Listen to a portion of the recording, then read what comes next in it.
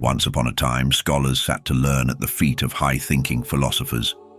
From the era of Socrates, the world was beginning to understand the significance of philosophy and how it impacts life.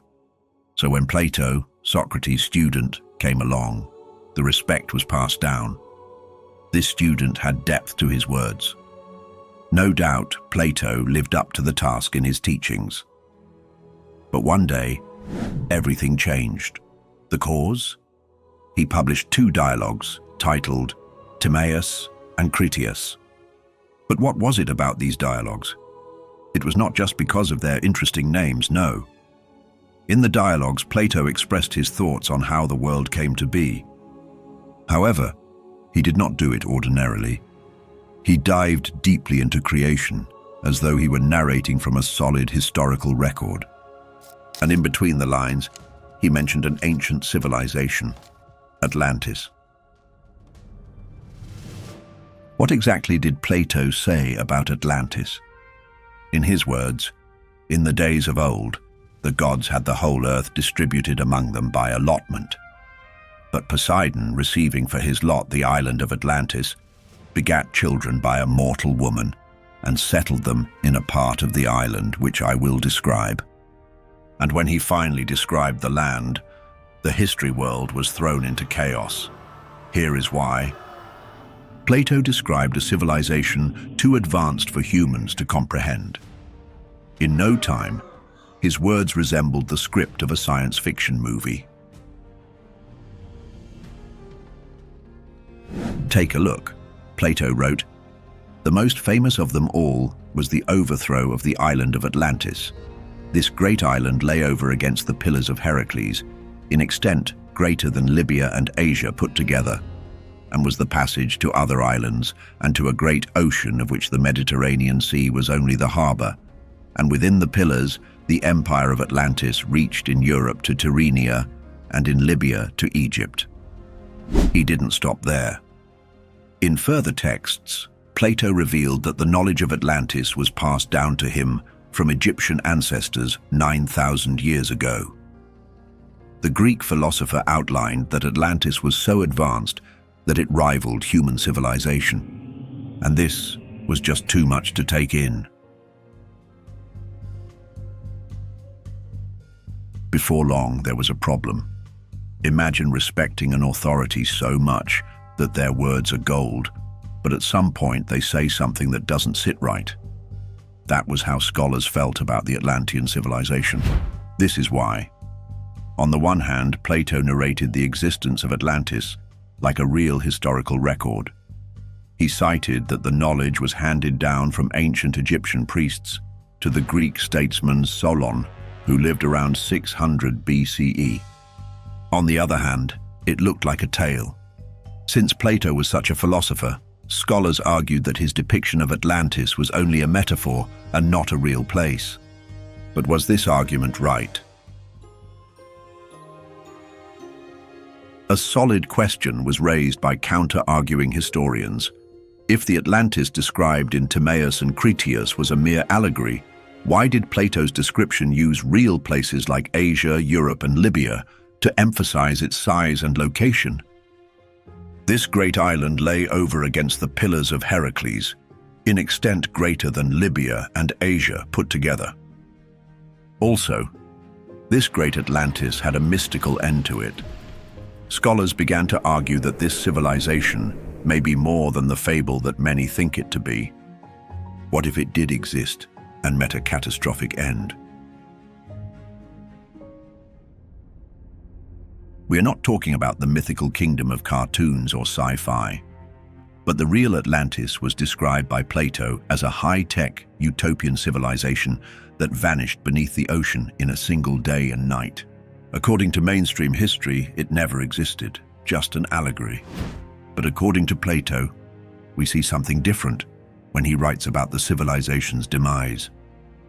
But afterwards there occurred violent earthquakes and floods, and in a single day and night of misfortune, all your warlike men in a body sank into the earth, and the island of Atlantis in like manner disappeared in the depths of the sea.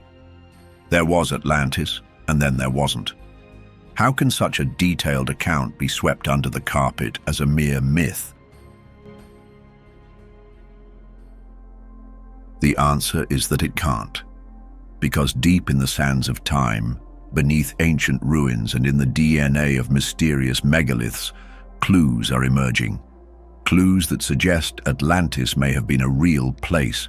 Not just that, but proof that its people weren't amateur primitive survivors, but something far more advanced. Now, in this video, we're not just asking, did Atlantis exist? We're asking something more daring. What would it feel like to live there? Imagine you were one of them, an Atlantean citizen in the final days before the flood destroyed the city. How would it be? According to Plato, there is quite a list of activities. You'd walk under domed temples pulsing with crystal-powered energy, float through aerial transport systems far beyond our current technology, eat foods enhanced by frequency-based agriculture, heal diseases using sound and color, and what's more, you could even study the cosmos through lenses far older than Galileo's. Sounds like science fiction, right? But it's not. These ideas come from ancient texts and archaeological discoveries that historians are still trying to explain or cover up. But then, something happened to disrupt this high-end technology of Atlantis. Something so catastrophic, it didn't just destroy cities. It erased an entire timeline. But before we talk about the end, let's take a trip into the forgotten world of Atlantis. It's morning, and the sun reflects on your face. But wait. As you sit up to take in the view by your window, you realize the land looks different. The sun rises over concentric rings of land and sea. One turn to your left, and you see towering white walls shimmer in the light, and crystal domes hum with subtle energy. Welcome to Atlantis, a place where life is super advanced. You step out of your home and the sight leaves you dumbfounded. Your house looks like a structure carved from luminous stone. It's not just hands down gorgeous, it also self-regulates temperature and channels ambient frequency. How crazy is that? You look at the roads. There are no traffic jams like the rush hour in New York City. There are no frantic car horns or buzzing phones. All you see are magnetic transport pods gliding silently along invisible rails. You notice one thing. Time here flows with rhythm, not chaos. The city itself is alive, yet peaceful at the same time. Take a look at the architecture, and you'll spot something. That the citizens of Atlantis have style. The Atlanteans designed their urban spaces with sacred geometry in mind, streets aligning with star constellations and buildings vibrating at healing frequencies.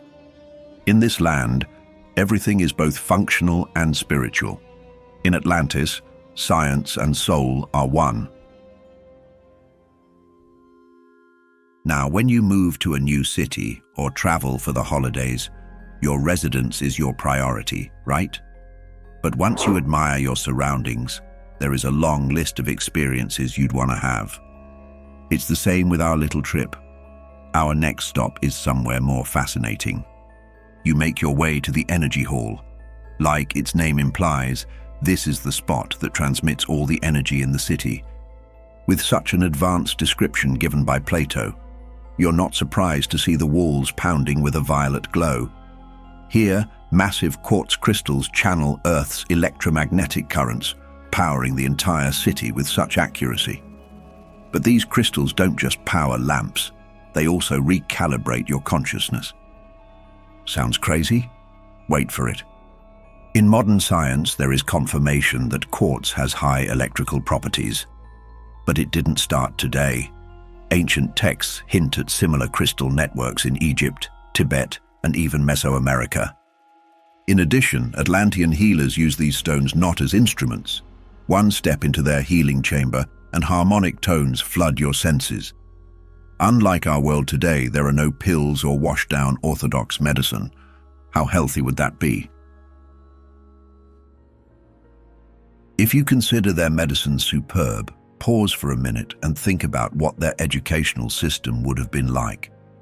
Now we know this much, that education isn't about testing memory, it's about awakening potential.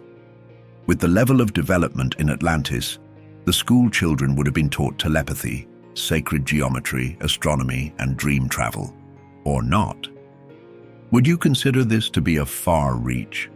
For an island so progressive, schools double as temples, and spiritual alignment is prioritized over rote facts. Isn't this a feature that our educational system today desperately needs?